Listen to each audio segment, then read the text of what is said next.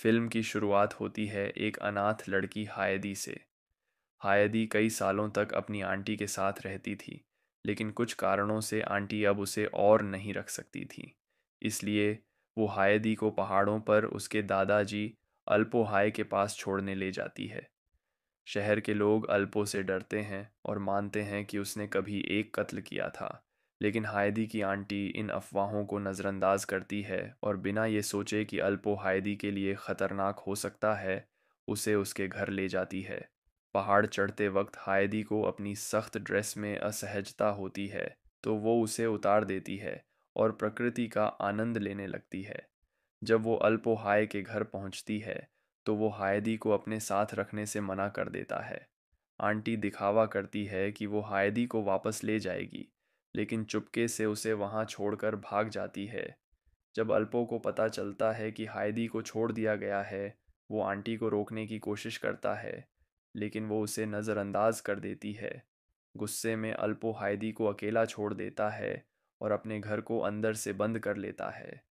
कोई और रास्ता न होने पर हायदी बकरी के तबेले में सोने की जगह ढूंढ लेती है।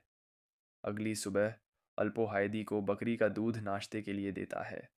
फिर वो उसे पादरी के पास ले जाता है। पादरी हायदी की जांच करता है और पुष्टि करता है कि वो पूरी तरह स्वस्थ है। वो अल्पो को सलाह देता है कि हायदी की देखभाल करना उसकी जिम्मेदारी है। अल्पो कहता है कि वो हायदी को नहीं रखना चाहता। जवाब में पादरी 3 दिन का समय मांगता है, ताकि देख सके कि क्या शहर में कोई किसान हायदी को काम के लिए रखना चाहता है। घर वापस आने पर अल्पो हायदी को घर के अंदर आने देता है, लेकिन घर में सब कुछ सिर्फ एक व्यक्ति के लिए सेट है। हायदी को घास का ढेर दिखता है और वो खुशी खुशी उसे अपना बिस्तर बना लेती है। अगले दिन हायदी की मुलाकात पीटर नाम के एक लड़के से होती है, जो हर दिन अल्पो की बकरियों को चराने ले जाता है। एक दिन अल्पो हायदी को पीटर के साथ भेज देता है और उसे दोपहर के खाने के लिए रोटी और पनीर देता है। हायदी को बाहर का समय बहुत पसंद आता है। जब वो खुशी खुशी खुले आसमान का आनंद ले रही होती है, पीटर चुपके से उसका कुछ खाना खा लेता है। जब हायदी को पता चलता है, पीटर फटाफट बकरियों पर इल्ज़ाम लगा देता है। बातचीत के दौरान दो बकरियां अचानक लड़ने लगती हैं। पीटर अपनी छड़ी से उन्हें अलग करता है, लेकिन हायदी को ये बिल्कुल पसंद नहीं आता। वो पीटर से वादा करवाती है कि वो फिर कभी बकरियों को नहीं मारेगा और बदले में वो हर दिन अपना आधा खाना उसके साथ बांटेगी। पीटर हायदी से कहता है कि वो ये बात राज रखे, क्योंकि उसे अल्पो से डर लगता है। जब हायदी घर लौटती है, वो अल्पो के साथ अजीब व्यवहार करती है और तबेले में सोने की जिद करती है। अल्पो को एहसास होता है कि हायदी को उसके खिलाफ गलत अफवाहों के बारे में पता चल गया है। वो शांति से हायदी को कहता है कि दूसरों की बातों पर यकीन करने के बजाय उसे अपने दिल की सुननी चाहिए और फैसला करना चाहिए कि क्या उसका दादाजी ऐसा कुछ कर सकता है। हायदी का दिल पिघल जाता है और वो अपने दादाजी पर भरोसा करती है। वो दौड़कर उसे गले लगाती है और फिर खुशी खुशी अटारी में सोने चली जाती है। अगले दिन हायदी फिर पीटर और बकरियों के साथ बाहर जाती है। इस बीच अल्पो कुछ शिल्पकला पर काम शुरू करता है। जब हायदी घर लौटती है, तो उसे खाने की मेज़ पर एक और कुर्सी दिखती है। अल्पो उसे बताता है कि वो अब उसके साथ रह सकती है। ये सुनकर हायदी बहुत खुश हो जाती है। कुछ ही दिनों में वो अल्पो का दिल जीत लेती है और पीटर की सबसे अच्छी दोस्त बन जाती है। और आरामदायक महसूस करने के लिए वो अपने बाल भी छोटे कर लेती है। एक दिन पीटर हाइदी को बताता है कि अब वो उसके साथ नहीं खेल पाएगा, क्योंकि उसे स्कूल जाना है। लेकिन वो हाइदी को अपने घर कभी भी आने का न्योता देता है और कहता है कि वो बसंत की छुट्टियों में फिर साथ खेल सकते हैं। ये सुनकर हाइदी भी स्कूल जाना चाहती है, लेकिन अल्पो उसे नहीं भेजता। उसे पता है कि सर्दियों में हाइदी स्कूल के लिए शहर नहीं जा पाएगी। जैसे ही सर्दी आती है, बाहर जाना मुश्किल हो जाता है। घर के अंदर रहते रहते हाइदी बोर और बेचैन हो जाती है। ये देखकर अल्पो उसके लिए एक लकड़ी का पक्षी खिलौना बनाता है, लेकिन इससे हाइदी का मन ज्यादा नहीं बहलता। फिर अल्पो एक स्लेज बनाता है जो बर्फ में चल सकती है। वो हाइदी को उस पर सैर कराता है, जिससे उसका मूड ठीक हो जाता है। फिर वो हाइदी को पीटर के घर छोड़ देता है, ताकि वो वहाँ समय बिता सके। पीटर के घर पर हाइदी उसकी माँ और दादी से मिलती है। उनकी आर्थिक स्थिति बहुत खराब है, क्योंकि पीटर के पिता का देहांत हो चुका है। फिर भी पीटर की माँ उसे पढ़ाने की पूरी कोशिश कर रही है। पूरा दिन उनके साथ बिताने के बाद हाइदी घर लौटती है। वो अल्पो को गले लगाती है और महसूस करती है कि वो कितनी खुशकिस्मत है कि उसे अल्पो जैसा दादाजी मिला। समय बीतता है और हाइदी अपने दादाजी के साथ खुशी खुशी रहती है। सब कुछ सही लगता है, लेकिन एक दिन उसकी आंटी अचानक आती है।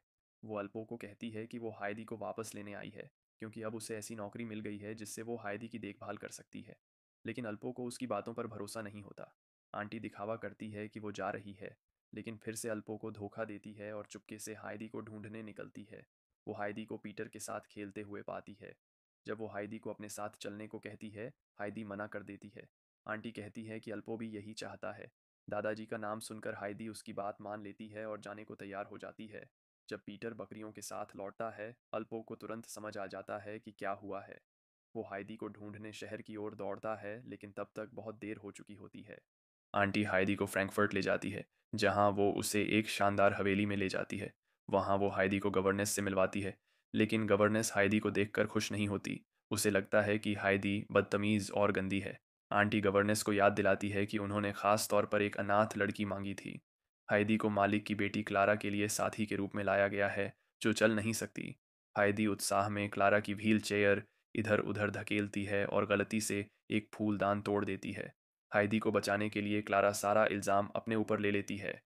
अगर हाइदी को क्लारा के साथ रहना था, तो उसे बहुत कुछ सीखना था।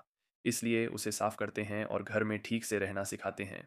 हाइदी क्लारा के साथ पढ़ाई भी शुरू करती है, लेकिन जब लोगों को पता चलता है कि हाइदी न पढ़ सकती है न लिख सकती है, वो हैरान हो जाते हैं। गवर्नेस फ्राइलीन तुरंत हाइदी से छुटकारा पाना चाहती है, लेकिन वो क्लारा के पिता के आने तक ऐसा नहीं कर सकती। इसलिए वो प्रोफेसर को कहती है कि हाइदी को भी पढ़ाए। कुछ ही दिनों में हाइदी घर के नियम सीख लेती है, लेकिन वो पूरी तरह नहीं बदलती।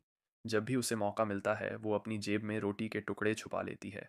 हाइदी क्लारा का दिल जीत लेती है और उसकी बहुत करीबी दोस्त बन जाती है। क्लारा अपने दिल की बात खोलती है और बताती है कि अपनी माँ की मृत्यु के बाद वो इतनी टूट गई थी कि उसने चलना बंद कर दिया।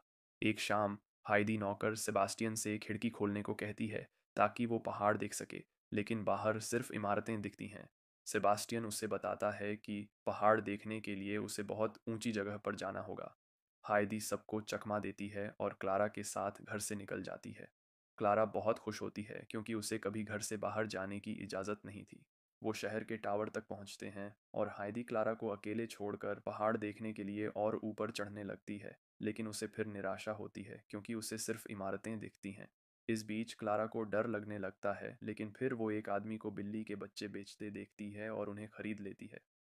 घर पर सबको पता चलता है कि लड़कियां गायब हैं और वो उन्हें ढूंढने बाजार की ओर दौड़ते हैं। सेबास्टियन आखिरकार उन्हें ढूंढ लेता है। क्लारा जल्दी से बिल्ली के बच्चों को अपनी चादर के नीचे छुपा लेती है। घर लौटने से पहले फ्राइलीन गुस्सा होने वाली होती है, लेकिन तभी उसे बिल्ली की एलर्जी के कारण छींकें शुरू हो जाती हैं। एक बिल्ली का बच्चा क्लारा की गोद से कूद जाता है और फ्राइलीन इतना डर जाती है कि वो खंभे पर चढ़ जाती है। खाने के समय फ्राइलीन हाइदी को दीवार की ओर मुंह करके खड़ा होने की सज़ा देती है और चेतावनी देती है कि अगली बार और सख्त सज़ा मिलेगी। इससे हाइदी बहुत दुखी हो जाती है।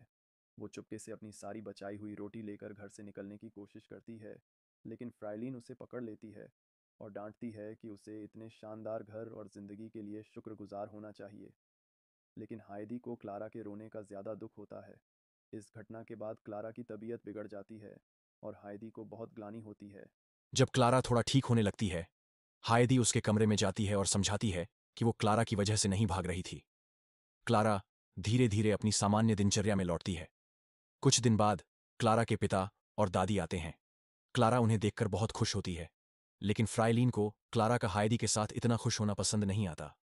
क्लारा के पिता को लगता है कि उनका आइडिया काम कर गया, लेकिन फ्राइलीन उन्हें समझाने की कोशिश करती है कि हाइदी अभी भी जंगली है और पढ़ाई पर ध्यान नहीं देती। लेकिन क्लारा की दादी का अलग विचार है। वो दूसरों की बातों पर यकीन करने के बजाय खुद सब देखना चाहती हैं। उस रात वो हाइदी को एक अधूरी कहानी सुनाती है, ताकि हाइदी खुद उसे पढ़ने की कोशिश करे। हाइदी बताती है कि उसे पढ़ना नहीं आता, क्योंकि पीटर ने कहा था कि पढ़ाई बेकार है।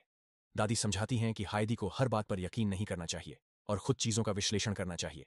हाइदी को कहानियां पसंद हैं, इसीलिए वो पढ़ने पर ध्यान देती है। अगले दिन क्लारा की दादी उसके पिता को बताती हैं कि हाइदी एक प्यारी बच्ची है, लेकिन उसे घर में रखना उसकी इच्छा के खिलाफ है, इसलिए उसे वापस भेज देना चाहिए। लेकिन क्लारा के पिता ऐसा नहीं चाहते, क्योंकि हाइदी की मौजूदगी से क्लारा की सेहत में सुधार हुआ है। समय बीतने के साथ घर में अजीब अजीब आवाजें आने लगती हैं और नौकरों को मुख्य दरवाजा खुला मिलता है। इस बीच हायदी कहानी को पूरा करने के लिए मेहनत करती है और आखिरकार पढ़ना सीख लेती है। वो गर्व से पूरी कहानी पूरे परिवार के सामने पढ़कर सुनाती है। ये देखकर क्लारा के पिता को लगता है कि हायदी घर में रहने के काबिल है, लेकिन हायदी पूरी तरह खुश नहीं लगती। उसी रात जब क्लारा का पिता अपने दोस्त के साथ शतरंज खेल रहा होता है, उसे फिर वही अजीब आवाजें सुनाई देती हैं।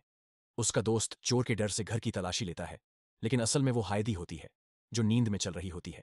वो अनजाने में अपने कमरे से निकलती है, मुख्य दरवाजा खोलती है और खुले आसमान को देखती है, जैसे वो बकरियों को चराते वक्त करती थी। फिर वो वापस अपने कमरे में जाकर सो जाती है। डॉक्टर हायदी की जांच करता है और पाता है कि वो ठंड से कांप रही है। वो बताता है कि हायदी को अपने घर की याद सता रही है। वो चेतावनी देता है कि अगर उसे जल्दी घर नहीं भेजा गया तो उसकी सेहत को खतरा हो सकता है।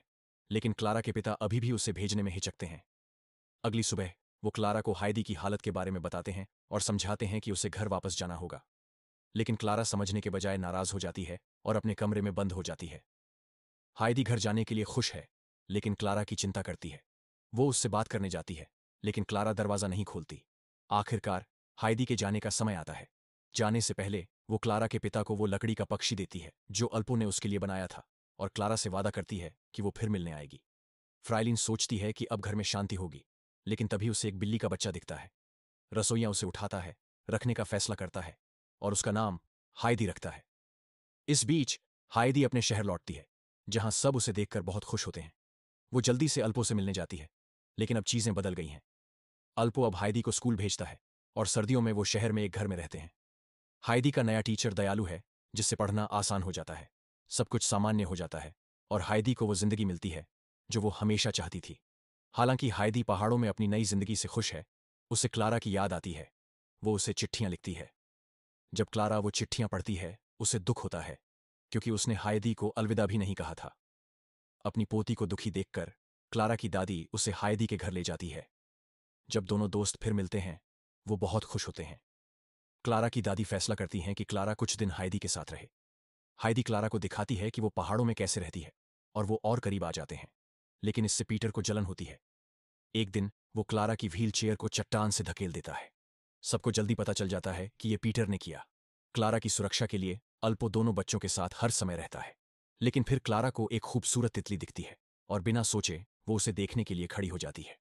शुरू में उसे मुश्किल होती है, लेकिन हायदी और पीटर की मदद से वो छोटे छोटे कदम चलने लगती है।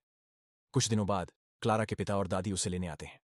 जब वो क्लारा को अपने पैरों पर खड़ा देखते हैं, वो खुशी से भर जाते हैं। जाने से पहले क्लारा हायदी से वादा करती है कि वो फिर मिलेंगे। क्लारा की दादी हायदी को एक डायरी और पेन देती हैं। आखिरी सीन में हम हायदी को पीटर के साथ बकरियों की देखभाल करते हुए देखते हैं, जैसा वो पहले करती थी, लेकिन अब वो अपनी डायरी में लिख रही है, अपने सपने को पूरा करते हुए। और इस खूबसूरत पल के साथ फिल्म एक दिल को छू लेने वाले अंत के साथ खत्म होती है। देखने के लिए शुक्रिया।